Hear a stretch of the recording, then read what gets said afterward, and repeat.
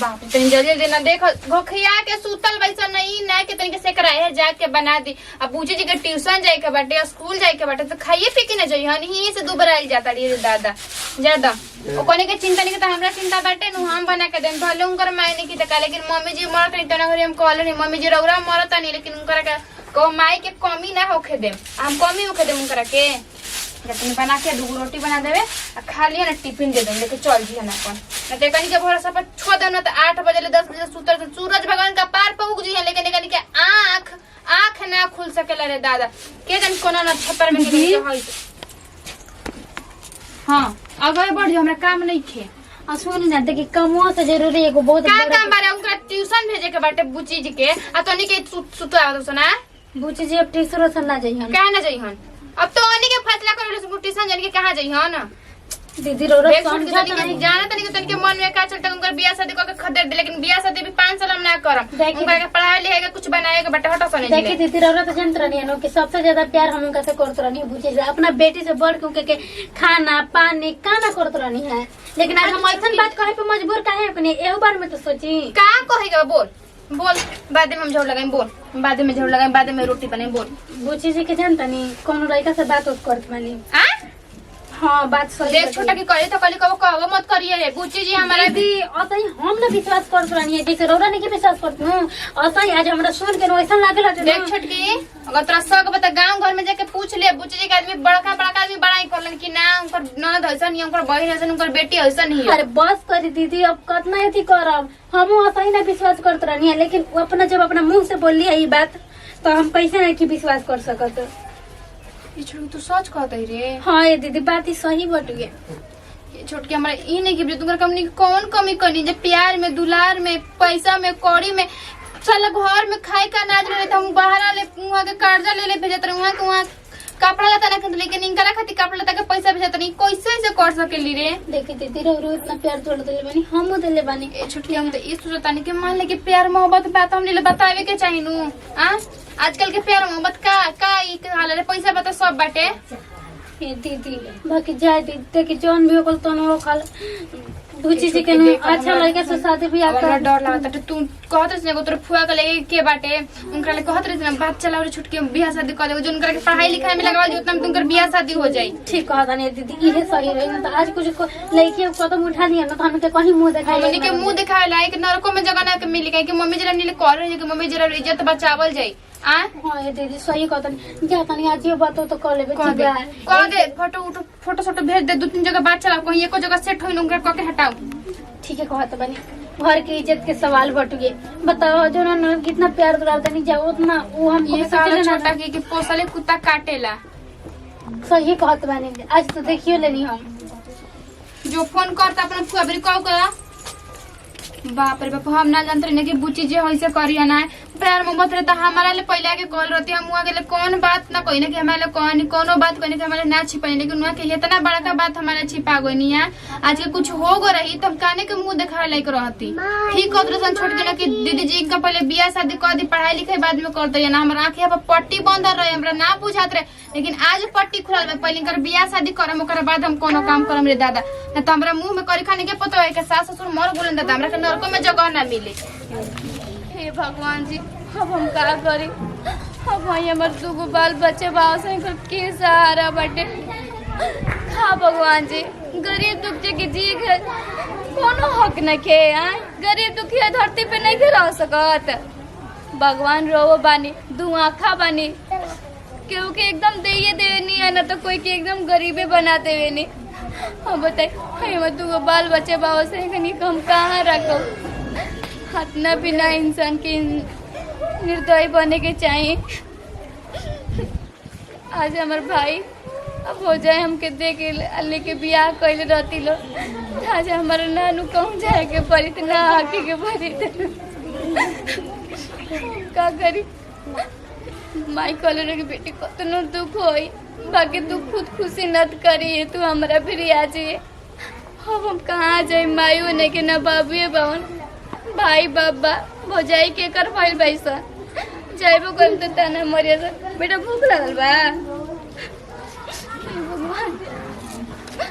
कहाँ जाए बतावा ना यार, बतावा तसलियो फूट गइल। ये एगो तसली रहे नु कि तन की ढेर पानी गरम करे चाहे गइल के पखे उखे बनावे के रहत रहे तो ई में बन जात रहे। आदमी पैसा कोड़ी का सही हाथ सकेत बाटे तन के घटले में ना एको घटल रहत बाटे। कहां से आदमी अब लई हम जा तनी मन तो करता ना कि एकरा में सीमेंट बालूला के साट दी कि जाके लोहा के दुकान पे एकरा पर पिच्ची मारवा दी, लेकिन कम चलाऊ में वो में तो नहीं के मोय पिच्ची कुची गोल मन करता हूं कि अपनी दिवालिया में करके बदल के नए तसला ले लेम का एकरा के बार-बार मरम्मत करावत रहम। असु मरम्मत करावत चीज ढेर दिन चलबो ना करेला तब तक कराही में बनी कितना सुंदर लागत रहे तो बाप रे बाप एकदम जन्म से तरीला हवा पानी ले के आवेले सा तो का करी सब खबरे बता हवा पानी सब आ जात बटुए का भाई के उड़िया गइल। सुनी अब घर में ना काम धाम छोड़ी मिठाई बनवाई, मुर्गा मछली बनवाई, पूरी खीर बनाई। जो सुसन तनी बात नहीं खेल रे बड़की मायने के ना बनाए के तू फेरा में मेरा के ना जी ऐसा कोनो बात नहीं खे। तब कह के हम मिठाई बनाए कहे के पूरी छनवाई कहे के होई करे आवत रे और जान प्राण करेजा धन सोना के रे ननद जी ऊ रानी कहे कहे आवत रे कितना दिन गइला भई रहे रे फोन आज आए आज आवत रे लगले पहुंचबो करी। अब तू ही बताओ बियाह शादी तुम कोइले बाकी ऐजे रखे खातिर काहे के टीका पूजा के गोली भई बने पर आगु रही अब हम नहीं ना हमर तो सुनते हमर देही में आग लगल मन तो करे सब फोन में ढुक के हम बोल डाल दी। मैं तो बुझाते नहीं के कि लड़की क्या करवाई है ना का ना करवाई। बताओ गांव घर के आदमी कलन छोटकी के तो नंदी काहे में ले 2 दिन बाद चल जाले 2 दिन पहले 2 दिन बाद कम है चाची जी पूछत रहली का हो का गांव करला आरती चाची तो अपन भाई रे गांव घर में हमरा गोइल मुश्किल भइल बाटे। अब गांव घर के आदमी देखेन त का कहन कि फिर आ गई हम लगे ना त सुन ले एगो बात हम कोनो चीज करब ना ठीक बा मत बहुत बार उनका आज उठ उठले के बात कर दे तू कुछ करबे मत करियावत या ना खाना पीना कुछ मत बना हड़िया से उपास रख दे जोन बाटे खाना तन खा के जो शुद्ध ये काम कर अपन आएगा ना मुंह उठा के आए बते जैसे सुतनी छोटा के आदमी कमाता धमाता एगो घर पे पटिया नहीं के चढ़ता आदमी माटी के घर में रहत टे उनकर घर के खर्चा चले कि अपन नहीं जी जब ना तब बुझाता के जे बुझा कमा के उनकर मरद रखले बनो वैसे आके खाए खातिर आ जातड़ी मरद जौन बामन न तन भगवान जानतन कैसो न लेकिन रहे के चाहत रहे उनकरा सुधार मैं मर्द को सुधारना छुटकी अपन हाथ में मेरा उनके हाथ में रहे लेकिन सुधार लेना चाहिए रह लेना चाहिए उनकरा पर बस सही कहत मने दीदी तो सुधार वो बाजे ना बाजी अब हम अपन चल रहन दिखाइम कि नहीं खा ले निकाल खाना जन बातन खा ले ठीक बाटे बतावा दादा लड़की एठी वाली अभी परिया जास ना उनकर दियलन दुसवार ना कदी ना जी सांझे ली बिहाने भगली तो कन के भौजी का कहत रे ई कोन एथिला रोजगार लगा के रखले बई दादा जब मन करता तब आवत रे जब मन करता तब चल जाताड़ी आ ए जे धर्मशाला आदमी खोले बियाह शादी भइले अपना घरे रह अपना घरे बढ़िए पर रह ए जे मत आदमी जब मन आवत तब आवत तू खा तू पिया तू चल जात तर मरद बाटे मरद साथे पर ती मरद पर ना रही ने जे भइयो न पट्टी का पूजा के दोबारा रही ना आवा पे बेटा के हम रहे देता नी चलो भूख लगल बा चलो मामा की आ गलिया अब खाए के कोनो टेंशन ना रही बेटा। अब केहू ना तर्क बोले न बाबा न आजी न फुआ अभी तक केहू ना बोले आराम से खइल पियल खेलियल ठीक बा आंटी ना कर हलो आओ भगवान जी ए भौजी पता ना कहाँ बाइलू कहाँ ना ए भौजी आओ तो बुझे बाऊ दीदी गोड़ आप खुश रहो। भौजी कहाँ गए भौजी घर में भैया चलो बैठावा अब बैठिए घर दुआर वारे मारे तर मार भिनी भइल बा बैठे बुझे ए बुझे सुन ना कनी पानी देना बोरी हां लेके आओ तनी पानी बैठाइए। हे भगवान जी आवे के त आगुल बानी अब देखो भौजाइयो हमरा के राखो तैसन कि ना खिसन रखो कहल गइल बाकी जब होई तब मरद होई बाकी मरद का होता ओसन आजकल के नु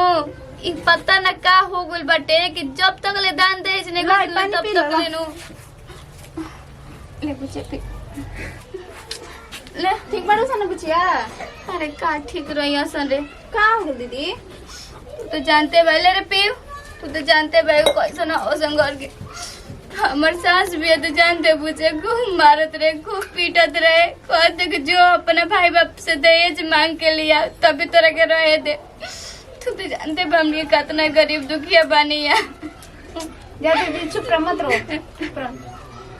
का कर मेरे बुचिया भगवान जी का ने कहाँ सुतल बावन। जीजा जी कहाँ रहत रही? अरे जीजा के नाम न तो ले रे दादा। उहाँ के तो और ही बानी अपना माई देने, जब देखो तब अपना माई देने। तनी मुनी मेहरानू के बात नहीं की सुनत कि मेहरानू क्या कहल चाहती है का ना। बियाह करे के बेरी लिखिया करके ले गइला ना, ख्याल रखे के बेरी नहीं खाल। माई के बहुत याद आता रे बजी। आज माई रही तो ऐसा न दिन देखे के पाई। चुप दी, माई नहीं के तो भौजी रे भाई जरूर चुप। भले कहीं रोटी रहे, माई तुर तुर के खियावत रहे। हमने के दोनों बहन के कबो भूखे ना सुते देते रहे। आज हम भूखे रहत रहनी, हमारे बाल बच्चे भूखे रहत। भाभी हो, ए भाभी, हम बोला लाओ तुम भाभी जी चुप रहो।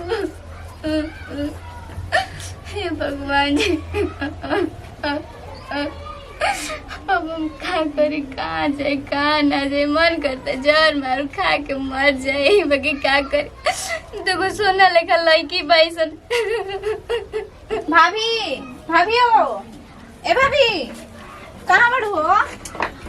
अरे जी बोले। ए भाभी देखो ना दीदी आइल भी और केन काहे बड़ी रोवतिया। तो का करी वहां करो तनी तो हम रोए लगी बैठ के। बताइए तनी हमरा के। अच्छा बताओ, जब भाभी माई नहीं थी तो नहीं जानना भैया। देखिए पूछी, अब हमने के शादी ब्याह हो गइल अपना ससुरा के देखत, अब हमने के देखा चली जाए। बताइए कैसे बोला तो जो हमरा कैसे ही कर बुझे तू लोग ना। अरे वैसन बात नहीं करती। बोला तो भौजी। भौजी ओ भौजी। चुप रही, जिंदगी में कुछ नहीं होत रहेला। अब का करब भाई, किस्मत के में दोस्त से भौजी। हम न जानते रहे भाभी हमारा देना अब का करम भगवान हमन वो जिंदगी में वो नीचे कब तो होते रहेला ना। माई बिना सब कुछ सुना सुना भाई। अरे जिंदगी भर माइये साथ थी हन, हमने के माई साथ रहिए कि हमके अपने से अपन साथ ले तंजे। हैं पागल आदमी सना जैसे दूध को लड़की बाड़ी में जी आपका चाहिए रो रहा है। हैं हाँ तेरी भाभी, जब देखो तब ताना मारता कि तेरे माई बाबू दहेज नहीं के दे, तेरे माई बाबू भीख मांगा बा। तेरे भाई के यदि औकात न रहे तो का के बियाह करेला। देखिए बुच्ची, ये मेरा औरो गलती बा। को हम लोग के भौजाई ऐसे कहत ऐसन है। ये बताई मारो जात के त मेथिया हट में थोड़ा बहुत बेसी बोल देबे के। एकर मतलब इतना हटे न कि हुड़िया उन्हें बननी आ चलैनी नहीं हर। ए भाभी, हमरा ओ बात के नहीं के टेंशन में हमारे गाड़ी ते नहीं बोलते। हमर सास हमरा के ढकेल के बड़ी निकल या हमर लइकेल पैगन के मर ले या। देखिए बुच्ची, एक हाथ से ताली ना बाजे लाठी बनो। कुछ रो में गलती हो इसका बेनो आज भौजाई ऐसे कइलिए से। भाजी दीदी हम गलती ना कर सकेले। चुप रही, रोड़ा काज खोया बनी हो जे मंगे टिकवा के जाई मिल तैया पता चली ससुरा का असली बात है। ठीक बनो, अभी कोई के बाहर निकलेला है तो बुच्चियन के ले जाइए, ले जाके खिलाई हो ना। ठीक है, ले जाता नहीं। चलो खाना खा लो, चलो चल बाबू। देख लिए बुच्ची, हम रो से तो इहे बात कह हम है कि देखी एकरा ससुरा में गुजर ना होकेला न ओकर नैहरो में कबो ना होकी। हमनी के मान तनी अपन बाल बच्चा देख हम जा कि रोरा के देखा चलब ने बताई रो रे। अब भाभी हम क्या करी। आज मैं किस्मत खराब तब हमरे के कोई बोल देता है। हमें चल के देखल जाला। अरे हम मुहे के रार भइए बनी हमरे को कबर बोल दे बिला कि जो अपना गांव में चल जो तो काम चल जे अपना गांव में। कतनो भैया बोल ले तो उसे कहा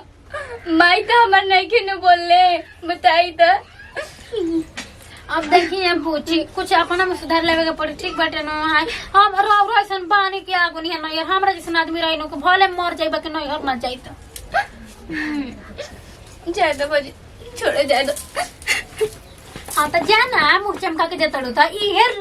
रहने चलिए पे ससुरा के लोग छोड़त तटवे कि ना बड़ा होते दू गो लड़की लेके आई लड़का होसन कोनो लड़की लेके आगो ले आई जब मुँह उठा के कि भौजैया करिए सन मुँह नहीं देखत अपन का जाने कौन करम कह के गोइली न कि मरद नहीं के पूछत सास नहीं के पूछत हमने के जबान जब बैठल है इनके करे खातिर कि चल टाइम करम जा तनी दीदी से कहे कि देखना बुची ऐसे कहत रहनी है देख लो ना हम जानते बानी नो कि दीदी हमर दीदी बानी नो तो हमरे पार्टी बानी कब तक ले दीदी को झेलम आखिर बाप रे बाप हमारे जैसा आदमी रही तो अपना गाँव में कहीं जाए थे ज्यादा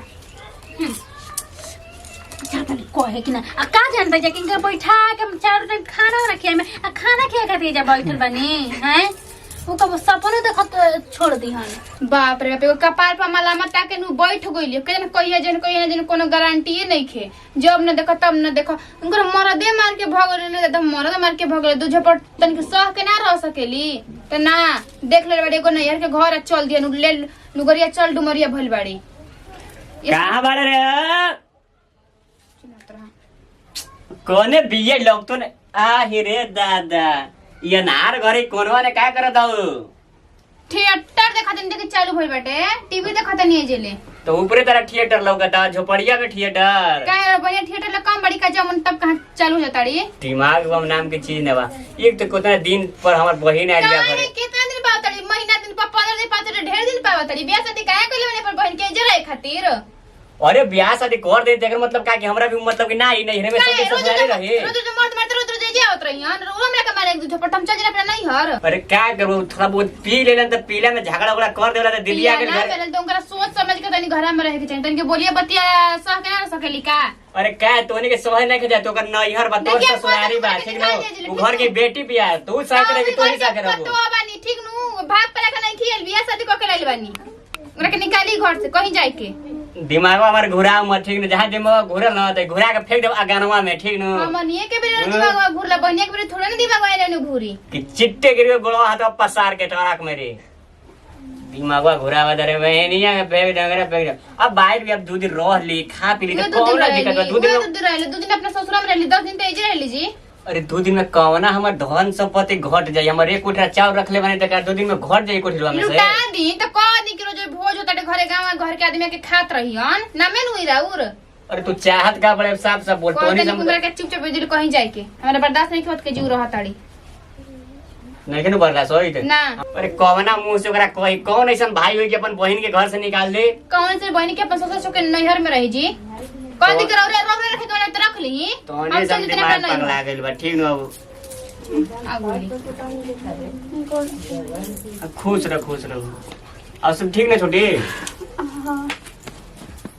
काहे से तू उदास रहता है उदास रहता है हम करेजा कुहके लगा था बताओ तू उदास काहे रहता है हमने भी जिंदा में तू उदास काहे हां रहता है? चिंता ब्लास्ट के फाड़ जिंगर करे जावा